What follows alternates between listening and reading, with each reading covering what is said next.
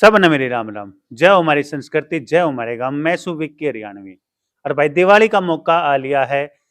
हमारे गेला बैठे हैं बेरी क्षेत्र के जाने माने समाज सेवी श्री भगवान काद्यान जी। दुब्बलदन गांव तय है, बहुत बड़ा गांव है बेरी क्षेत्र में। और समाज सेवा में इनका बहुत नाम है। इनका चर्चा करांगे दिवाली के ऊपर, और कई और सामाजिक मुद्दे हैं उनके ऊपर चर्चा करांगे। राम राम जी। राम राम जी। सबसे पहले मेरा आपके व्यूवर्स को और आपके चैनल को देखने वाले सभी क्षेत्रवासियों को नमस्कार। कादन साहब, बात करांगे सबसे पहले शिक्षा विद। आप जो है शिक्षा से जुड़े हुए भी हो, तो शिक्षा के क्षेत्र में आज जो हमारे युवा हैं, हमारा क्या वो होना चाहिए कि शिक्षा जो है ज्यादा से ज्यादा लोगों तक पहुंचे। शिक्षा सबसे पहले तो मेरा एक इस पे एक मैं कई बार सोचता हूँ कि शिक्षा के लिए सबसे पहले विद्यार्थी को स्कूल के द्वार पर पहुंचना होगा। कॉलेज है तो कॉलेज के द्वार पर पहुंचना होगा। और इसमें जितने मैक्सिमम हम विद्यार्थियों को मोटिवेट करके और उनको शिक्षा का फायदा बताकर हम यदि स्कूल के द्वार तक पहुंचाएंगे तो ये सबसे फायदा होगा कि बच्चे पढ़ेंगे तो आगे बढ़ेंगे। मैं इसमें एक चीज ये जोड़ता हूँ कि पढ़ाई से ही कमाई होगी और पढ़ाई से ही सगाई होगी। मैं इसको इस रूप में देखता हूँ कि जब तक पढ़ेगा नहीं तो जिंदगी में कामयाब नहीं होगा। करण साहब, हम बात करांगे थोड़ी सी समाज सेवा की। कई कई सालों से सक्रिय हो समाज सेवा में, बहुत से आपने समाज सेवी कार्य करे हैं। एक बार थोड़ा सा ब्रीफिंग दो कि किस किस उसमें आपने के काम मैं विक्की जी आपको बताना चाहता हूँ कि 2016 से लगभग मैं समाज सेवा में जो हूँ और सामाजिक कार्यों से जुड़ा हुआ हूँ। जब भी कोई व्यक्ति मेरे को किसी भी रूप में याद करता है तो मैं उसके साथ तत्पर खड़ा होता हूँ। चाहे वो आपके किसी स्वास्थ्य के उसमें ले लो, चाहे एजुकेशन के। जैसे मैं रोहतक में रहता हूँ तो मेरे गांव के लोग यूनिवर्सिटी में पढ़ने जाते हैं बच्चे। मेरे गांव के लोग पीजीआई में जाते हैं। तो जैसे किसी रूप में एडमिशन में मदद को चाहता है या पीजीआई में किसी रूप में मदद चाहता है तो जो भी मेरे को याद करता है मैं उसकी पूरी तन मन से उसकी मदद करता हूँ।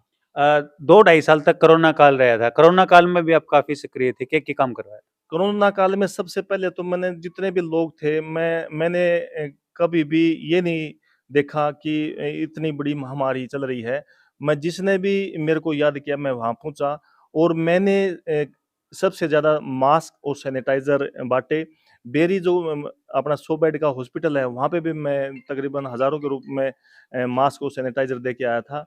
और मैं पूरे क्षेत्र में घूमा था कि मोटिवेट भी किए थे लोग, घबराने की ज़रूरत नहीं है, महामारी है, आई है, चली जाएगी। कल्याण साहब, बात करांगे आज का युवा भटकता जा रहा है। आज के युवा जो है वो किसी काम को सीखने की बजाय छोटी छोटी बात पर डिप्रेशन में आ जावा है और नशे की तरफ। नशा एक इजीली अवेलेबल हो गया है। अपने क्षेत्र की बात करा, झज्जर बेल्ट की बात करा, तो बहुत घने बालक जो है वो नशे के ग्रस्त होते जा रहे हैं। इस बारे में आप क्या कहना चाहोगे? देखिए, सबसे पहले जो ये एक दूसरे से जुड़ा हुआ पहलू है। जो डिप्रेशन की बात है, डिप्रेशन में वही बच्चा आएगा जिसको ज्ञान नहीं है। नशा वही बच्चा करेगा जिसको ज्ञान नहीं है। यदि ज्ञान है तो वो इन 2 चीज़ों का शिकार नहीं होगा, डिप्रेशन का और इसका। मैं इसमें 2 चीज़ें आपको ज़रूर बताऊँगा। मेरा एक विज़न है, एक सोच है कि कक्षा 10 तक कम से कम हर विद्यार्थी का एक गेम होना चाहिए। क्योंकि जब गेम है, गेम आदमी को पॉजिटिव करता है और पॉजिटिविटी जब इंसान के अंदर आएगी तो नशे से भी बचेगा, डिप्रेशन से भी बचेगा और पढ़ेगा भी।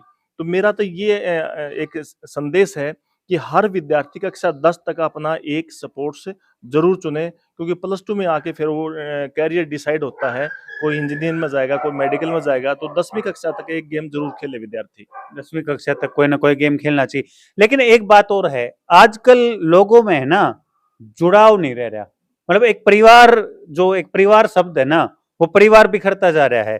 लोग बाग आप देखियो, घर में भी 4 आदमी बैठे हैं ना, तो चारों अपने अलग अलग मोबाइल लेकर बैठेंगे। पहले क्या होया करता, चर्चा होया करती, बात होया करती, दादा दादी तो जाकर पोता पोती जाया रहते, कहानी सुनाया रहते, हमने भी सुनी है, काफी जो है उस तक मोटिवेशन मिलाया रहता बड़का ने। लेकिन आजकल के बच्चे बुजुर्गों से कटते जान लग रहे हैं, घना केस में घुसते रहे हैं मोबाइल में, इस तरह के गेम आ गए हैं, खतरनाक गेम जो उनकी जान के लिए भी खतरा है। इस बारे में आप क्या कहोगे?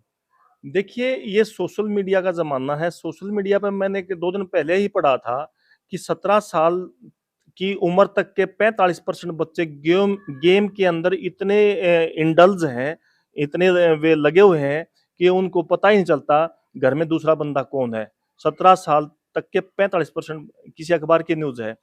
दूसरा, मैं सोशल मीडिया पे आज ही पढ़ रहा था, सेंट्रल गवर्नमेंट का कोई एक लेख था, उसमें था कि जो डीप फेक न्यूज़ है, डीप फेक न्यूज़ बहुत ही प्रभावित करते हैं किसी के चरित्र को, किसी व्यक्ति के जीवन को।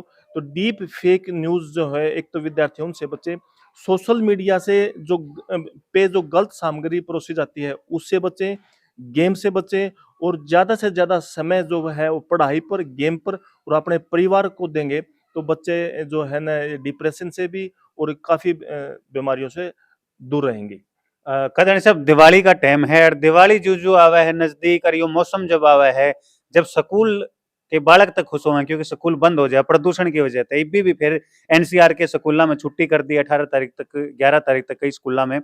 तो यो प्रदूषण का जो कारण है और दिवाली पे पटाखे भी गणे छुटाए जावे हैं, तो इस बारे में क्या अवेयरनेस करनी चाहिए? मैं देखो साइंस का आदमी हूँ, मैं एक चीज़ इसमें जोड़ता हूँ कि आप जब दिवाली के आसपास है वो ओस पड़नी शुरू हो जाती है। यानी जो वाटर मॉलिक्यूल्स हैं, वे डस्ट पार्टिकल को नीचे ले आते हैं, जो आसमान में जो डस्ट होती है और उससे जो डस्ट पार्टिकल नीचे आ जाते हैं, जिसको आप हम प्रदूषण कहते हैं। तो मैं इसमें एक यही कहना चाहूँगा कि दिवाली के मौके पर जो है कुटीर उद्योग पे जिस दिए हैं उनका प्रयोग करें, चाइनीज़ सामान का प्रयोग ना करें, घी के और सरसों का तेल का जो है ना उपयोग करें, वे दिए जलाएँ और अपने घर पर मैं ये मानता हूँ कि अपने घर पर अपना जो देसी घी का सामान है, वो बना के खाएँ और बाज़ार की चीज़ें से बचें, तो इसमें काफ़ी हद तक हम कंट्रोल कर सकते हैं, प्रदूषण को भी और अपने स्वास्थ्य को भी बचा सकते हैं। कदन से पहले क्या होया करता कि घरा में है हफ्ते में एक बार जरूर यूज कराया करते, और उसमें क्या था कि वातावरण काफी शुद्ध होया करता। ये चीजें तक कति लुप्त होती जान लग रही हैं, कदे कदे हवन हो गया तो हो गया, ना तो इस चीज तक कति दूर होते जा रहे हैं। ये हमें संस्कार बच्चों को देना पड़ेगा। सबसे पहला स्कूल बच्चों का उसका घर है। दूसरा उसका स्कूल जो है वो दूसरा स्कूल है होता है। तो ये बच्चों को हमने संस्कार देना पड़ेगा कि बड़े की रिस्पेक्ट करनी पड़ेगी और घर में जो है ना ये जितने बड़े बुजुर्ग हैं उनकी इज़्ज़त करनी पड़ेगी क्योंकि सारी चीज़ें हम घर से ही सीखते हैं।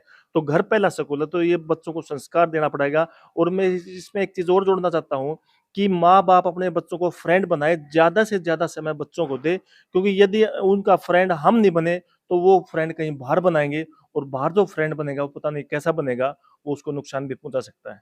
बहुत बहुत धन्यवाद कादन साहब। लास्ट में हमारे जितने भी व्यूवर्स हैं उन्हें के संदेश दोगे? मैं यही संदेश देना चाहता हूँ, मैं शिक्षा से जुड़ा हुआ हूँ, सामाजिक मुद्दों से जुड़ा हुआ व्यक्ति हूँ। मैं सबसे पहले तो विद्यार्थियों को ये मैसेज देना चाहता हूँ कि अपने अंदर एक एक हुनर ज़रूर पैदा करें, ताकि वो हुनर उसका कोहिनूर बन जाए। और सामाजिक क्षेत्र में मैं ये कहना चाहता हूँ कि हमने एक-दूसरे की मदद करनी चाहिए, एक-दूसरे का हाथ पकड़ना चाहिए, बुजुर्गों की हमने इज़्ज़त करनी चाहिए और जितने भी हमारे जैसे गाय हैं, इनके जैसे मैं एक न्यूज़ पढ़ रहा था कि जैसे जितने गली के कुत्ते हैं, ये ज़्यादा जो हिट होते हैं, ये व्यक्ति के द्वारा हिट किए जाते हैं। तो इनको हिट ना करें, जानवर से प्रेम करें, व्यक्ति से प्रेम करें, समाज से प्रेम करें और भाईचारे के साथ रहें। बहुत बहुत धन्यवाद कादन साहब। आखिर में एक बात जरूर कहूंगा भाई, न्यूए चलांगे न्यूए चलावांगे जमा कति धुम्मा ठावांगे। आज कादन साहब ने कति धुम्मा ठा दिया, तम भी धुम्मा ठा दियो, वीडियो ने घनी से घनी शेयर कर एक दियो। बात और कहना चाहता हूँ, दिवाली का मौका है, 2 दिन बाद दिवाली है। मैं आपके व्यूअर्स को, सभी को, आपको दिवाली की मुबारकबाद देता हूँ कि आने वाली दिवाली आपके जीवन में खुशियाँ लाए, आपके जीवन में रंग भर दे और आप खुशी-खुशी दिवाली के त्योहार को मनाएँ। जय हिंद, जय भारत। बहुत बहुत धन्यवाद भाई। वीडियो ने घनी से घनी शेयर कर दियो, चैनल ने सब्सक्राइब कर दियो। सब ने मेरी राम राम भाई, सब ने मेरी राम राम।